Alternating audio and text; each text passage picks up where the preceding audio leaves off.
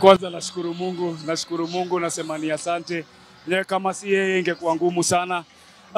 Mechi imekuwa poa. I think vijana wangu wamecheza to instructions up to the end from the beginning. I think tulimiliki mpira lakini kidogo tukapata bao, Gor Mahia wakarudi kwa mchezo na ikabidi second half tena to re-strategize. I think second half tulirudi na nguvu zaidi na nadhani tukaweza kupata bao, tukazuia vizuri, nadhani vijana wangu wametoka na ushindi. Amazing, naweza sema amazing tena na amazing kwa sababu sio kawaida.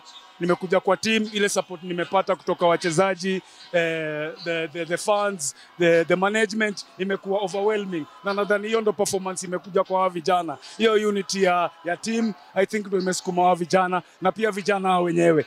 Akapewa kikombe kile kikishikwa pamoja na watu wawili muhimu, rais wa shirikisho pamoja na country director Mozartbet. Akaenda kutafuta mashahidi na mashahidi ni wachezaji wenzake. Wao wakasema ndio, sisi ni mashahidi, tumekuwepo na tumekuja. Na rasmi wakatangazwa mabingwa, rashasha zikapanda juu rasmi.